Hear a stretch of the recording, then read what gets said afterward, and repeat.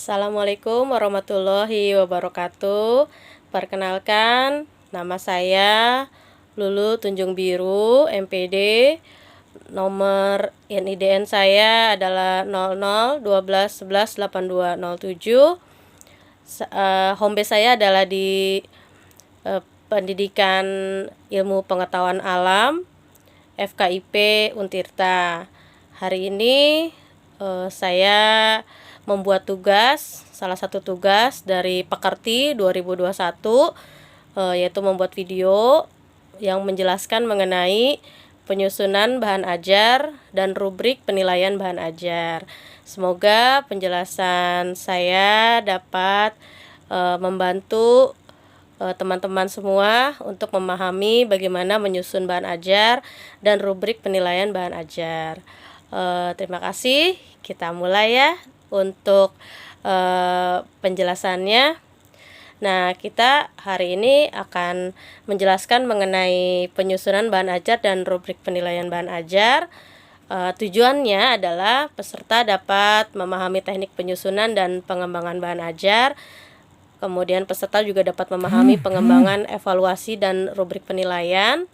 Dengan pokok bahasannya adalah yang pertama, teknik penyusunan buku sebagai bahan ajar, tahap pengembangan dan penyusunan buku sebagai bahan ajar, lembar evaluasi bahan ajar, dan rubrik atau kriteria penilaian. Teknik penyusunan buku sebagai bahan ajar, sebelum kita mulai membahas mengenai bagaimana teknik penyusunan buku sebagai bahan ajar, maka kita harus mengetahui dulu apa sih yang dimaksud dengan bahan ajar. Nah, secara simpel, kalau kita ingin tahu, bahan ajar itu adalah suatu materi perkuliahan atau pelajaran yang disusun secara sistematis sebagai sumber belajar untuk mencapai tujuan pembelajaran. Simpelnya seperti itu. Kemudian, apa fungsi bahan ajar? Fungsi bahan ajar kita bisa bedakan menjadi 3 macam. Yang pertama adalah fungsi bahan ajar dalam pembelajaran klasikal, kemudian fungsi bahan ajar dalam pembelajaran individual, yang ketiga adalah fungsi bahan ajar dalam pembelajaran kelompok. Nah, lalu bagaimanakah karakteristik bahan ajar itu? Karakteristiknya ada 5. Yang pertama adalah bahan ajar memudahkan peserta didik belajar secara tuntas dengan memberikan materi pembelajaran yang dikemas ke dalam unit-unit atau kegiatan yang lebih spesifik. Kemudian yang kedua, bahan ajar haruslah memuat seluruh bagian-bagiannya dalam satu buku secara utuh untuk memudahkan peserta didik mempelajari bahan ajar tersebut. Yang ketiga, bahan ajar yang dikembangkan itu tidak tergantung pada bahan ajar lainnya atau tidak harus digunakan bersama-sama dengan bahan ajar lainnya. Yang keempat, bahan ajar hendaklah memiliki daya adaptif yang tinggi terhadap perkembangan ilmu dan teknologi untuk menambah pengetahuan peserta didik terkait perkembangan zaman atau lebih khususnya perkembangan ilmu dan teknologi. Dan yang kelima, bahan ajar selayaknya hadir untuk memudahkan peserta didik untuk mendapatkan informasi dengan sejelas-jelasnya. Sebelum mulai, jangan lupa di like ya. Kalau di komen, boleh yang positif. Dan bila berkenan, jangan lupa di subscribe. Kita lanjut. Nah, jenis-jenis bahan ajar berdasarkan cara kerjanya, yaitu contohnya bahan ajar yang diproyeksikan, seperti bahan ajar audio itu ya.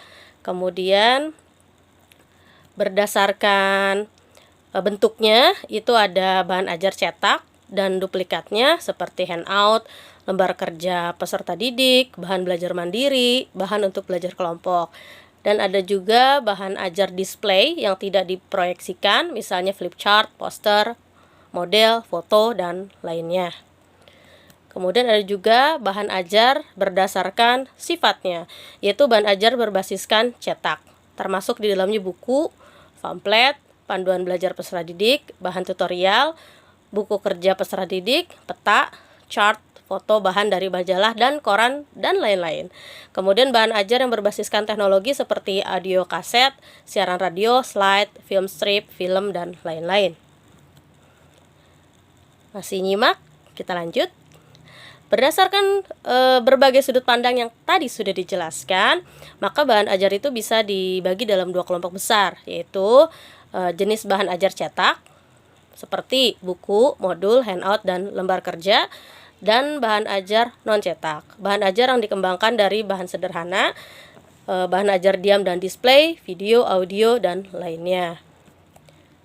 Nah, kemudian ada buku. Buku itu sebagai bahan ajar yang merupakan buku yang berisi ilmu pengetahuan, hasil analisis terhadap kurikulum dalam bentuk tertulis.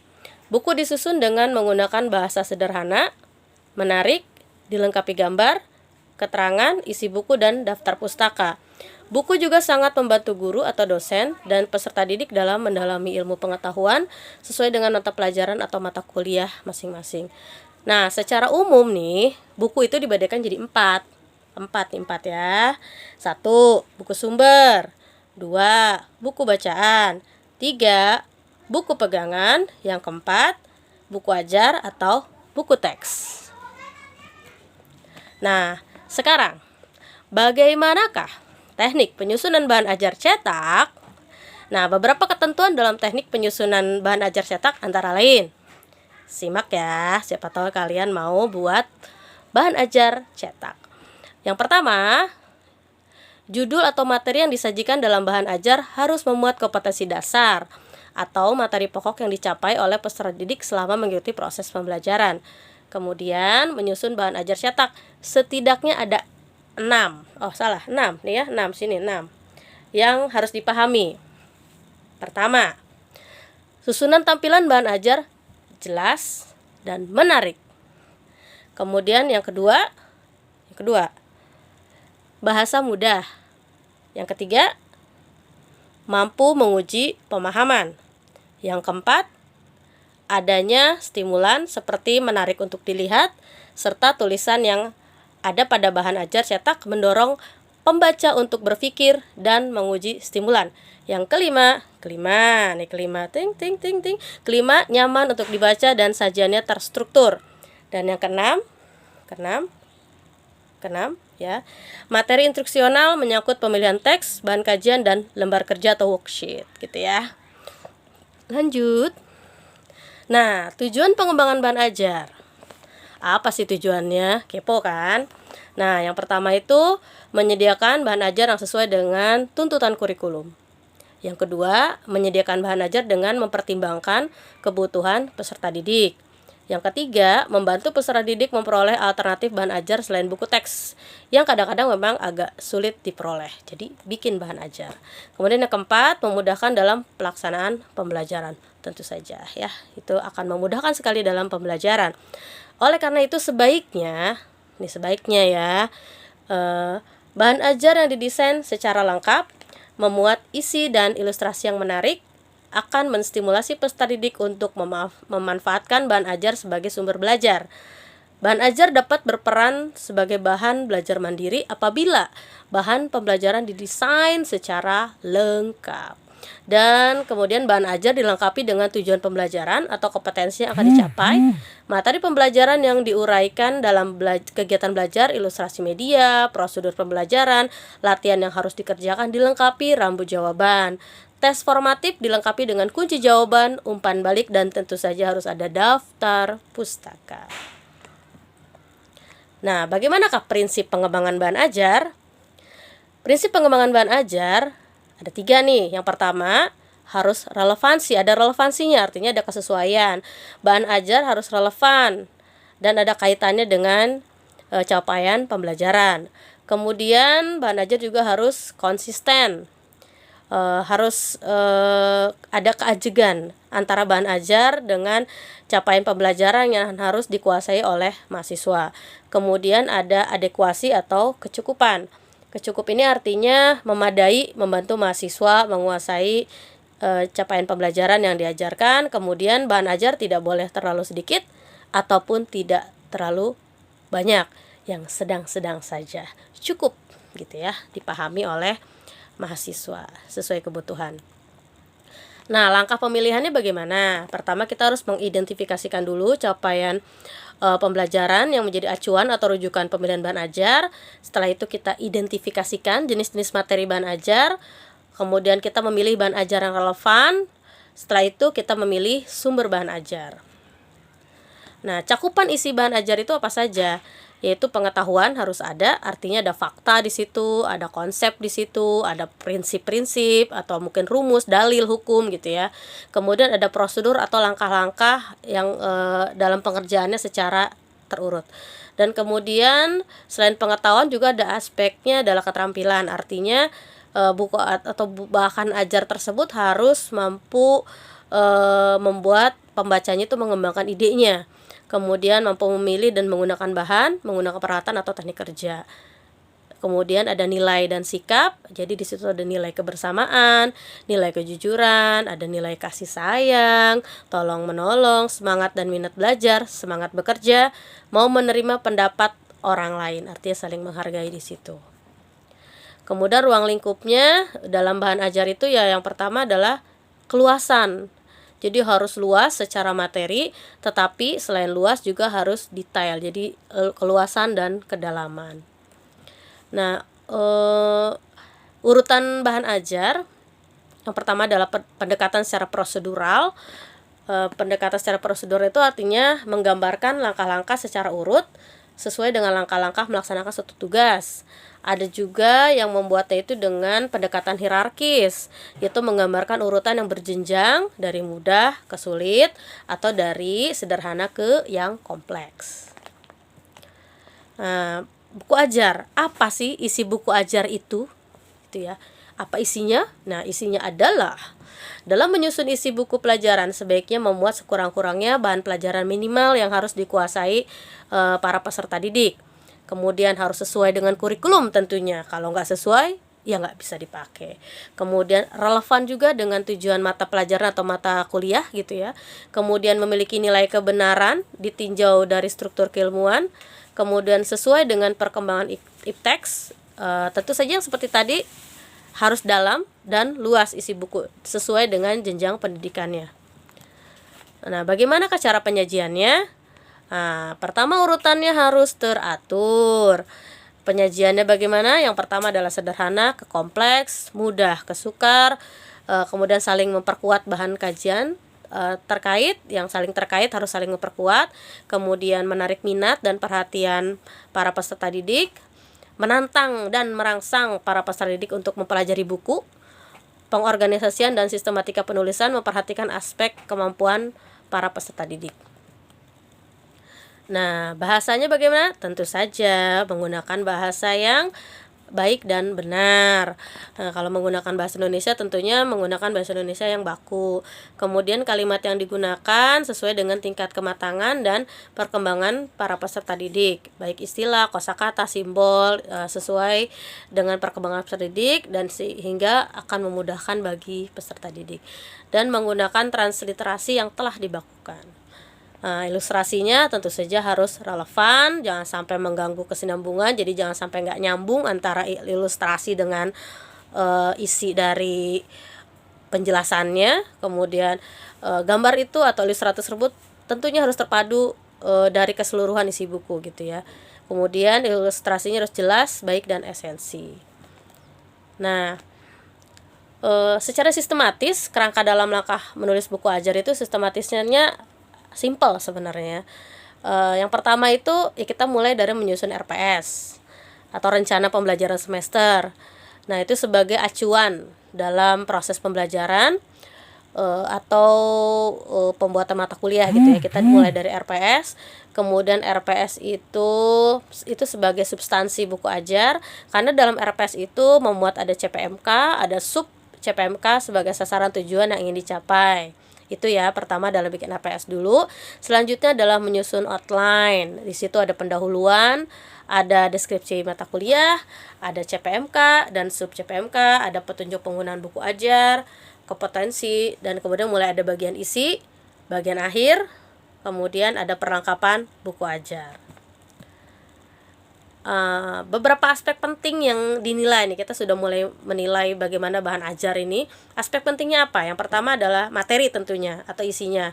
Kemudian yang kedua adalah penyajian materinya, keterbacaannya. Yang keempat ada teks atau wacana dan gambar, dan kelima adalah kebahasaan.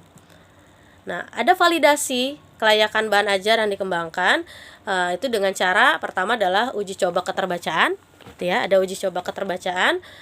Kemudian penilaian bahan ajar secara keseluruhan oleh pengguna sasaran, dan yang ketiga adalah uji coba capaian skor hasil belajar. Setelah itu kita akan mengetahui bagaimanakah kelayakan bahan ajar yang dikembangkan. Nah, proses evaluasinya ada komponen kelayakan isi, gitu ya. Ada komponen kelayakan isi ini mencakup ada kesesuaian dengan kompetensi yang ingin dicapai, kesesuaian dengan perkembangan anak, kesesuaian dengan kebutuhan bahan ajar, kebenaran substansi materi pembelajaran, manfaat substansi materi pembelajaran, manfaat penambahan wawasan, kesesuaian dengan nilai moral dan nilai sosial. Kemudian ada komponen kebahasaan, mulai dari bisa dibacakah, jelaskah informasinya, sesuai tidak dengan kaidah bahasa Indonesia yang baik dan benar. Kemudian apakah bahasa Indonesia yang baik dan benar itu digunakan secara efektif dan efisien, artinya jelas dan singkat, gitu ya. Kemudian ada juga komponen penyajian, yaitu mencakup kejelasan tujuan atau indikator yang ingin dicapai, urutan sajian, pemberian motivasi, interaksi, dan kelengkapan informasi. Nah, ada komponen kegrafikan. Nah, komponen kegrafikan itu memuat ada penggunaan font, layout, ilustrasi, desain. Nah, di sini ada untuk penilaian bahan ajar itu ada beberapa variabel. Yang pertama adalah kecermatan isi. Di situ indikatornya adalah valid, selaras nilai sosial, dan mutakhir. Itu kecermatan isi. Kemudian ketepatan cakupan isi, mulai dari keleluasaan dengan tujuan instruksional, kedalaman sesuai dengan tujuan instruksional, keutuhan konsep. Itu adalah ketepatan cakupan isi. Kemudian ketercernaan. Ketercernaan itu artinya diindikatorkannya lagi adalah logis, runtut, cukup contoh dan ilustrasi, formatnya konsisten, ada penjelasan relevansi, ada penjelasan manfaat. Dan ada variabel yang keempat adalah penggunaan bahasa, ada ragam bahasa komunikatif, kata singkatan lugas, ada daftar pustakanya, kalimat efektif, paragraf memiliki gagasan utama, kalimatnya dalam bentuk paragraf yang terpadu. Nah, setelah itu setelah kita melakukan penilaian bahan ajar, maka kita perlu lakukan analisis terhadap berbagai aspek yang perlu diperhatikan dalam mengembangkan bahan ajar. Nah, setelah itu barulah dihasilkan sebuah keputusan atau kesimpulan terhadap bahan ajar, apakah sudah mencapai tingkat kelayakan, kesesuaian dengan tujuan, dan ketepatan terhadap isi dan materi, serta apakah perlu dilakukan perbaikan atau tidak, gitu ya. Nah, nanti kita akan mengetahui di situ, oh ini cocok atau tidak, apakah termasuk dengan standar yang tinggi, sedang, rendah, gitu ya, seperti itu. Kemudian di akhir cerita ya, bukan cerita ya, di akhir penjelasan ya, baiknya sebagai dosen atau pengajar kita membuat bahan ajar sendiri, karena kita yang lebih mengetahui karena kita terlibat langsung dengan peserta didik kita masing-masing, yaitu mahasiswa kita, dan bahan ajar itu diperlukan, dan bahan ajar sebaiknya disesuaikan dengan kurikulum dan dinamika yang ada. Kita harus selalu up to date. Evaluasi buku ajar tersebut itu memang diperlukan untuk menghasilkan desain bahan ajar yang baik dan akan meningkatkan kualitas pembelajaran dalam mencapai capaian pembelajaran, gitu ya. Mungkin dari saya cukup. Terima kasih sudah mau menyimak materi pembelajaran yang tadi sudah dipaparkan mengenai teknik pembuatan bahan ajar dan penilaian bahan ajar. Semoga bermanfaat untuk rekan-rekan semua. Mohon maaf apabila ada kekurangan. Terima kasih atas atensinya. Terima kasih banyak. Dari saya cukup. Saya Lulu. Assalamualaikum warahmatullahi wabarakatuh.